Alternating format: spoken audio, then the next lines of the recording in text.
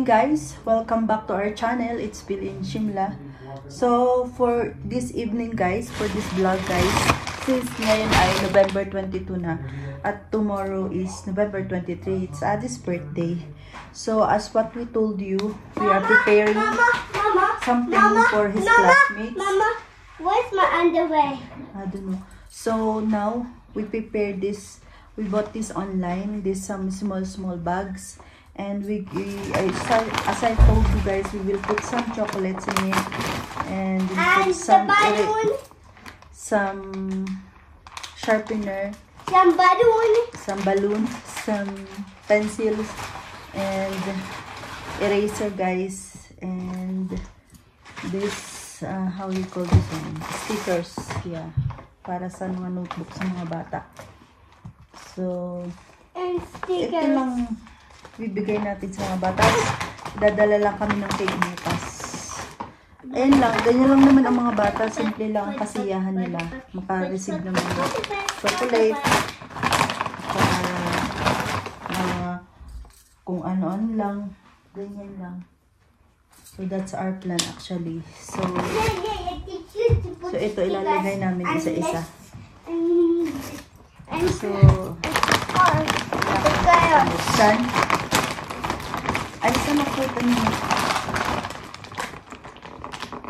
Para ma-distribute sa mga bag. Isa-isa. Wait na. Wait na, I have to open first. Where's the cutter? Where's the... Bumaba ka kasi dyan. May iba't iba tayo. Mama, this is. At lalagyan natin. Mama, this is. Okay. May Toblerone tayo. Toblerone.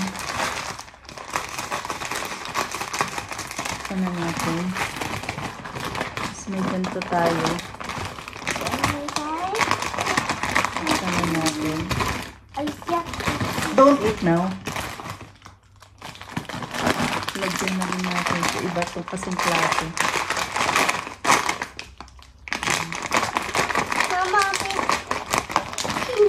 Mama, I want, Mama. What is this, Daddy? You are the one who always samahan na rin natin itong foods na to. Daddy! Ayan. Kanina siya maglalagay.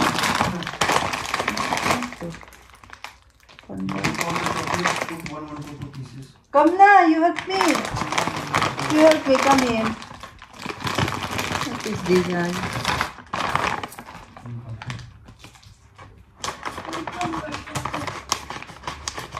Come here.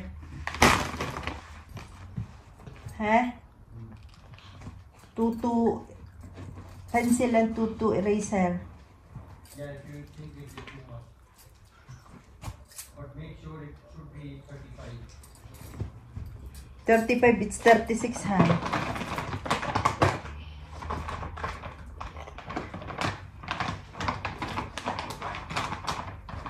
But don't give Adi too much chocolate, he's eating so much ice cream. What is the problem here? 30. What is the problem? Put 1, 1, 2. You put no problem. This One. one. Maybe this is not 35. Then you put 20. one only. 2. This is too much. There's still eraser. This is still. So put. Make So I it put one. different 1, 2. Yeah. Put this one. 1. Yeah, 1, 1. Yeah. Like this. Put this one. This. You know what to do. Come now because this one. You do. I will take care of this guy. He will eat half of this chocolate. Do you know that? Come, Daddy. Too much cold.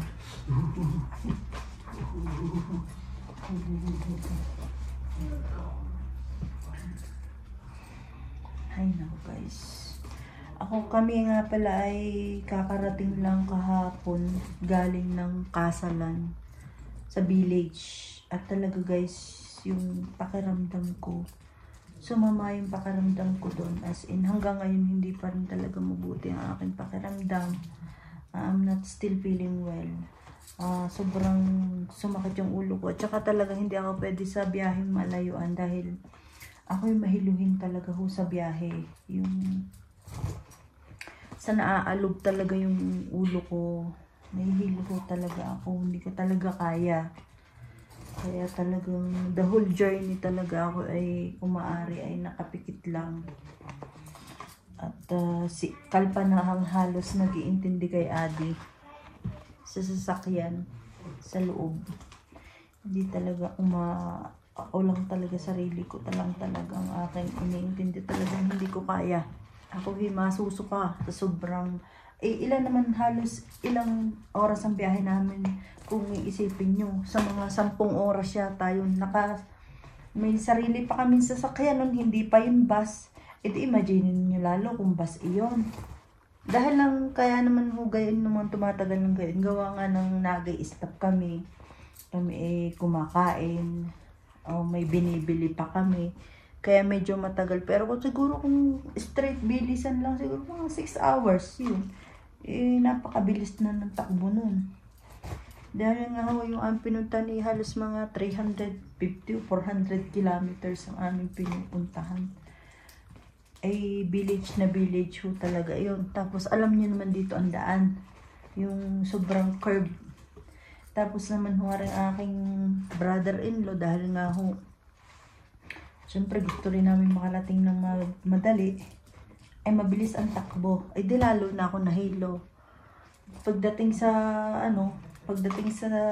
village, ay ako'y groggy na. Talagang sama ng pakilasa.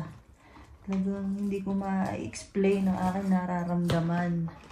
Yung mga pagkakataong iyon, hindi ko maintindihan na ako'y hindi, at saka ho, pag ako'y nabiyahe, hindi rin ako makakain ng ayos. Halos ang kinakain ko lang ay soup. Ang gusto lang ng tiyan ko ay soup. Dahil nga yung ako'y nasusuka Soup lang ho talaga ang kinakain ko usually. Wala akong ganang kumain pag ako'y ibiyahe. Pero pinipilit ko lang kumain dahil lang ako'y nahihilo din pag wala naman laman ang tiyan ko. Gayon, talagang hindi ko na maintindihan ang aking pakilasa. Siguro ay sign of aging na rin. O talagang dapat din talaga ho ako magpa-check up. Papa-blood test siguro ako sa isang araw. Pag okay na. Pagtapos na itong mga ginagawa namin, tinatapos ko nga lang ho. Gawa nga ng birthday pa ni Adi bukas. Si Rishi naman ho ay aalis din pagka mga 25. So after birthday ni Adi, pagka 23, 24, 25, aalis din uli siya. Kaya ako medyo nahihirapan talaga sa pagkakataon ito. Kaya pagdating ko sa bahay ay medyo ako'y stuck lang sa bahay. Dito lang ako. Hindi ako masyadong nagkikikibo. Ako nga ho ay talagang nahihilo. Ito ho yata ay talagang sakit ko na nung bata pa lang ako. When I was small, tanda ko yung tiyahin kong namatay nung isang taon. Parang isang taon, 2 taon na yata nakararaan. Yun ho lagi kong kasama since ako'y pumapasok ng elementary. Ayun ho talagang nag-iintindi sa akin. Bata pa ako nun. Ipanggat to na ako, mahiluhin na ho talaga ako. Siguro hindi ko rin ho alam kung sa mata ko. Ako naman ho kasi matatakotin magpa-check up. Kaya hindi ako makapagpa-check up. Ayan, tapos na tayo sa eraser. Ilagay mo muna natin itong mga eraser. Itong pen na to. Ilagay mo. Mama! Pencil. Umalis ka muna dyan. Tabi. At lalagyan natin ng pen. Tumabi ka. Adi, come to daddy, I will show you something. Daddy will show you something. I will show you something.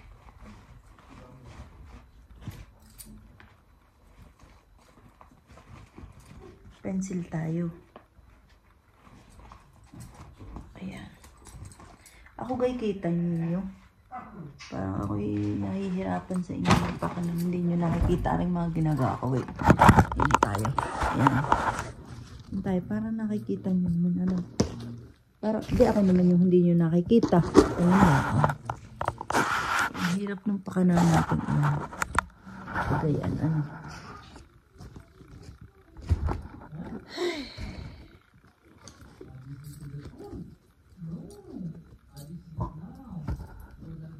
Yan, lagyan natin ng pencil ang bawat bag. Laho ay maraming magkakaklase. Kapag ganyan eh. Ganyan ho dito, mga, ang nilalagay ay mga pencil, eraser. Yan. Para naman masiyahan ang mga bata. Diga. Kahit tayo man yun, ano, makareceive ng mga ganto-ganto tayo matutuwa. Yan. Huwag lang talagang naaalog itong ulo ko. Ayos naman. Ay, ang nangyari pa nga, kaya gayon, ay diga kami dire-diretsong galing kami ng, pagdating ni Rishi, the next day, ay umalis na kami. At kami, hindi naman the next day pala. Kapag tapos ang Diwali yata noon ni 11, 12, 13 umalis kami. Kami ay alam nyo na, naglibot nga, unwind kasama sina mga brother-in-law ko.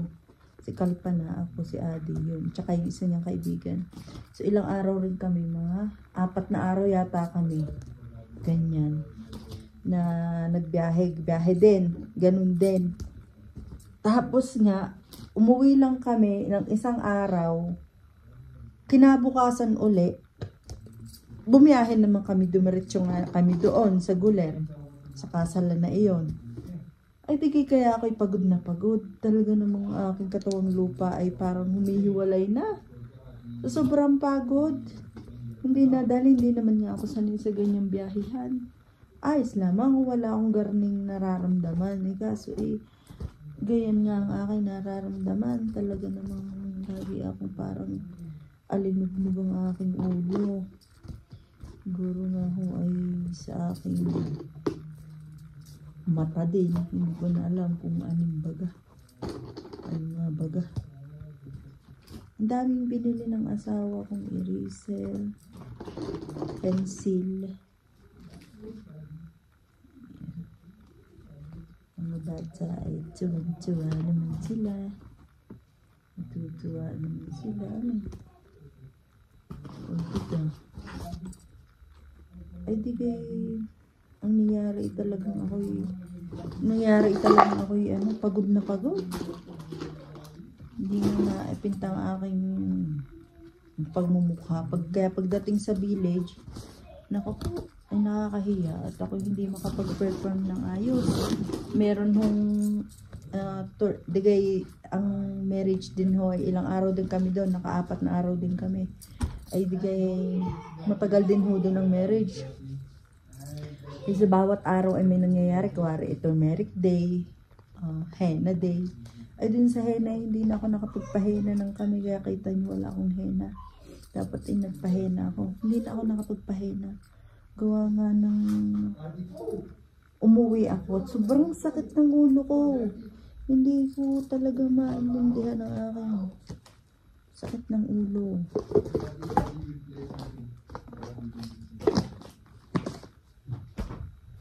Sakit ko ng ulo ay hindi ko maintindihan.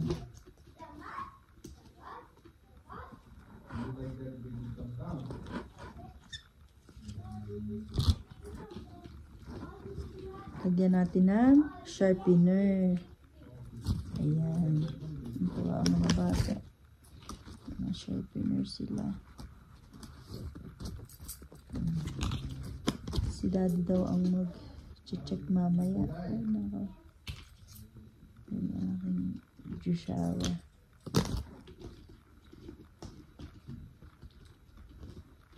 Ay di, pagkakataong umuwi ako, ako'y natulog na. At talagang hindi na kaya ng aking katawang lupa. Utak ko. Alam niyo yung sakit ng ulo na sobrang naiiyakan na sa sakit. Ganun. Parang first time ko nga yung naramdaman. Yung ganyang pakiramdam. Kasi siguro din ho, dahil umiinom ako ng pills, gawa ng contraceptive ho, ang iniinom kong pills. Siguro yung pills na yun, kanyang side effect niya. Sakit ng ulo, dizziness, yun talaga siguro. Nakapagpaano sa akin.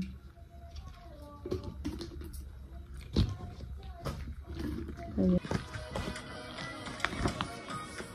Daddy touch this, Mama. Ha? Daddy touch this. Oh. Inilalagay ko. So ito ay meron na siyang sticker, may pencil, may eraser, may sharpener. Tapos itong chocolate, dalawang Toblerone,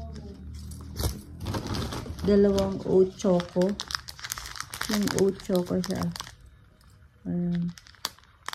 Healthy oats na parang candy. Tapos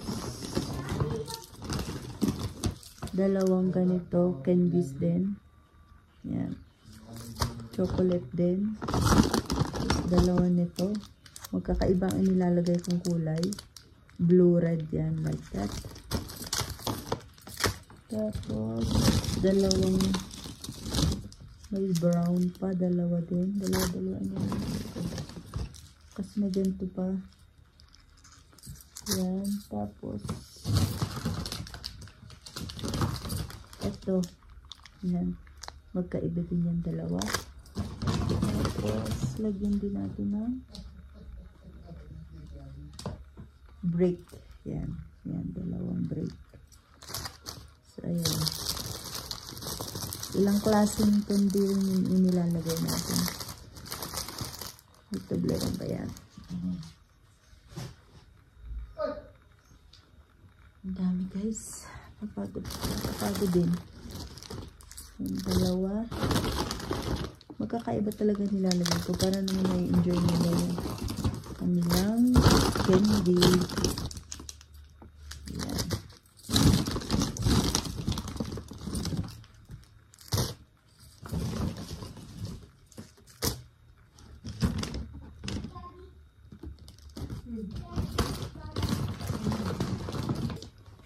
Baby, come down. Yes.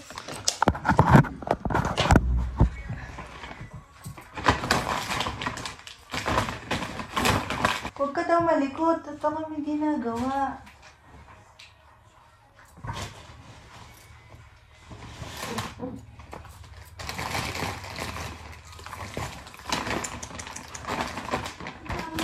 Mama, and you're so Mama.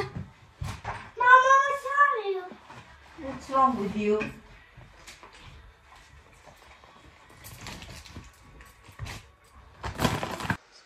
So, ayan guys. Tapos ko nang ilagay ang lahat ng maipack yung mga ibibigay natin para bukas sa birthday ni Adi.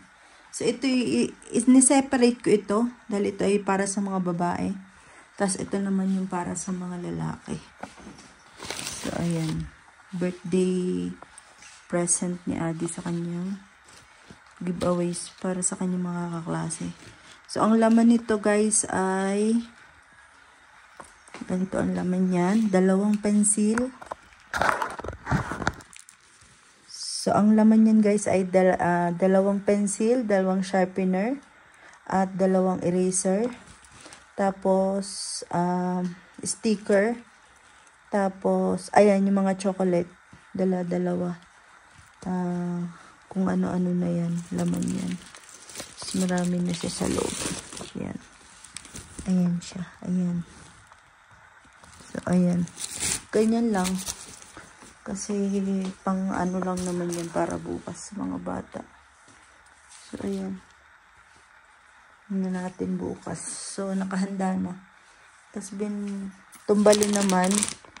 Nag-order na kami ng sweet para sa mga teacher, tsaka cakes para sa mga bata. Tapos, yung cake dito sa bahay. Tapos, ito i-decorate namin bukas. So, ayan lang. So, at ito rin pala guys ay ibibigay naman natin kay sa teacher ni Adi. So, ang laman nito ay Parang lalagyan siya ng makeup kit. Yan, bag. Tapos meron si teacher na pabango. Parang spray. Tapos meron din siya ditong lipstick. Ayan. Meron ko siyang lipstick. So, ayan. So, ayan. Pambigay natin kay teacher. Parang pa-birthday na rin. Parang birthday present. Yun lang. So, ayan lang. Para bukas naka-prepare na siya. So, ayun lang guys. Salamat sa inyong pagsama sa aking pag-impake sa mga gagamitin ko sa kay Ading pa-birthday natin sa kanyang mga kaklase. Kasi bukas na ang birthday. I guess papakita ko muna pala sa inyo yung binili kong sweater sa saan ko ba sa My Trends. Gaganda. Parang tigpa 500 lang siya dahil siya ay ayan. Ang ganda niya. Dahil meron siyang discount. Ayan. Kailangan ko na ho talaga ng sweater dito. Dahil nga ho dito ay paglamig. Ayan. So, bumili ako ng 3. Magaganda yung mga dito. Ayan. Kailangan ko yung mga heavy. Ito yung parang pareho lang dun sa violet. Ayan. Pareho siya ng design. Ayan. Towel type siya. Parang itong towel type. Ayan. Ito, may hood siya. Mama, where I put here? Mama will put. You go na and sleep. We'll sleep now. Ganyan pang tingin. You go and we'll sleep now. So, ayan naman yung isa ko. 3 ang binili ko. Kasi nga, may nabili na rin akong, binilhan na rin ako na Rishi ng pang-alis na sweater. 3 din yata yun. Ito'y pambahay. Mukha din naman pang-alis, hindi rin naman pambahay. Parang nakakahinayang suotin sa bahay lang, ano. Pero, kailangan natin suotin gawa ng malamig. So, balik natin.